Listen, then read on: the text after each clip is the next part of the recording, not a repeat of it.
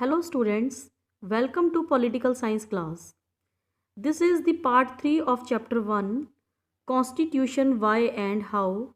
Previously we have covered two topics, need of the Constitution and authority and power of the Constitution. Now this is the continuation of the second topic, authority of the Constitution, that how was the Indian Constitution made. The making of the Indian Constitution also empowers the value of the Indian Constitution. So let's study how was the Indian Constitution made. So there are so many aspects which can be covered under this topic. First of all, the Constituent Assembly. So in order to draft an Indian Constitution, Constituent Assembly was elected. It was not elected on the basis of universal adult franchise, but it was indirectly elected by the Provisional Legislative Assembly of 1935, because at that time there was a British rule. So Britishers made one committee which was known as Cabinet Mission, and that Cabinet Mission was responsible to form the Constituent Assembly. At that time, the India was divided into two parts. There were provinces and princely states. Provinces were under the control of Britishers and princely states were under the control of Indian kings. So they decided that from provinces 292 members will be elected, and from the princely states 93 members will be elected. So seats were allotted in proportion to the population as well as according to the communities, because at that time there were Muslim communities, Sikh community, General community. So seats were allocated according to the community as well as in proportion to the population.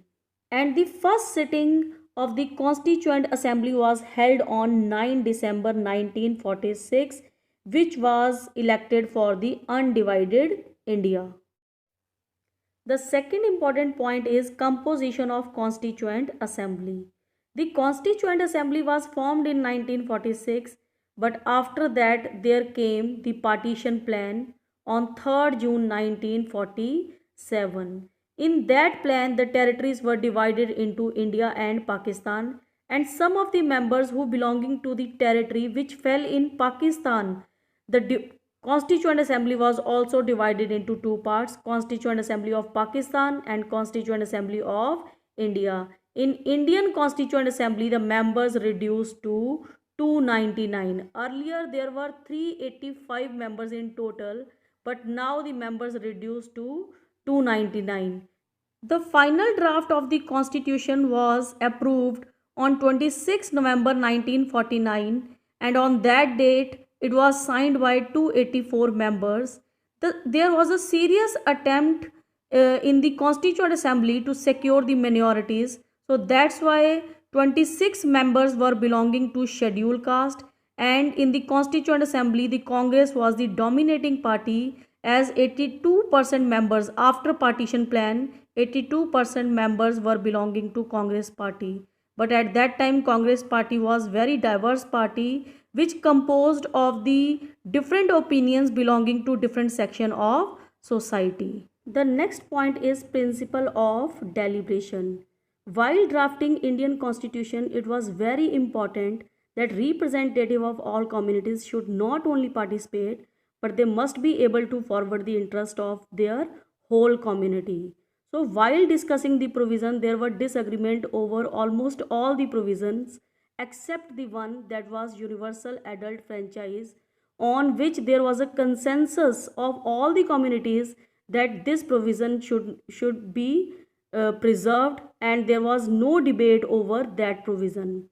But on all other provisions there were disagreement, because they were the representative of the public and they argued upon the reasoned argument so that they can give the answer to their whole community. The evidence of the public reason can be seen in the form of voluminous debates. There were lot of debates over so many provisions, and all the provisions are preserved in the form of writing, and each and every clause was scrutinized so that the interest of all the communities can be preserved. The next point is procedures. What procedures were followed while drafting the Indian Constitution? So, for that, 8 major committees were formed of different subjects, and each of the committee was chaired by popular leaders like Rajendra Prasad, Maulana Azad, B.R. Ambedkar, Nehru ji, Sardar Vallabhbhai Patel, etc.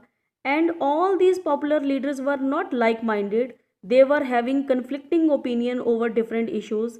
It can be seen from the cases that Ambedkar was very great critic of Congress as well as of Gandhi on the issue that they are not doing anything for the upliftment of scheduled caste, and Nehru and Patel, they were having conflicting opinion over different issues. So what they were doing, the committees were forming or drafting the provision of the constitution, and these provisions were discussed in the Constituent Assembly, and different provisions were passed on the basis of consensus or on voting basis.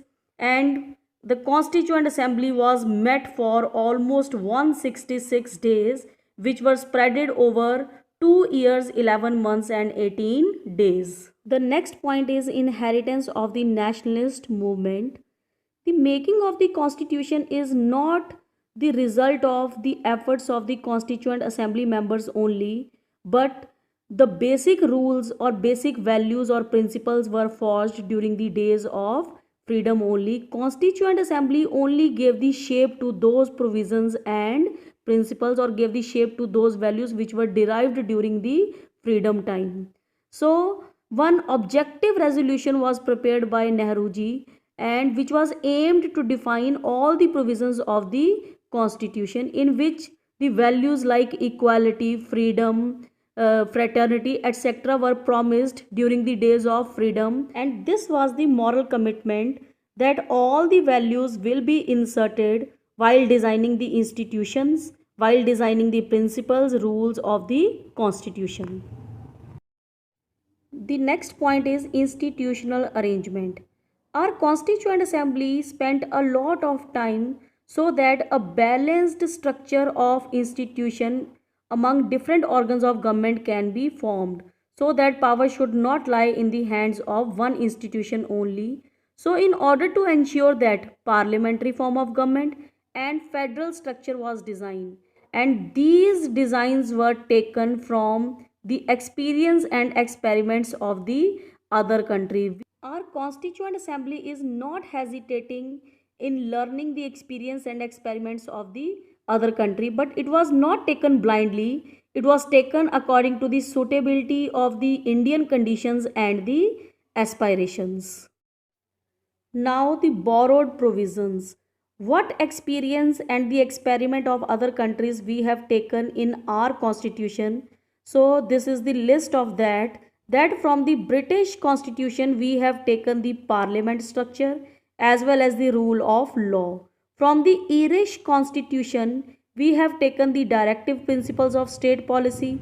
From the French constitution we have taken the values of liberty, equality and fraternity, which are inserted in all the designs of the institution. From USA we have taken the independence of judiciary and power of the judicial review over the working of the legislature as well as executive. And from Canada we have taken the quasi federal structure, that central government is more powerful than the state government and state is more powerful than the local government, plus residuary power, which we will read in further chapters in detail. So with this, our chapter is completed. We have covered two topics in this chapter: need and importance of constitution and authority of the constitution. This part was also related to authority of the constitution, as it was the detailed topic, that's why we have done separately. Now assignment related to this topic has been uploaded on school website. Please do it on time, and next topic we will start in the next video. Till then, stay home, study from home and be safe. Thank you.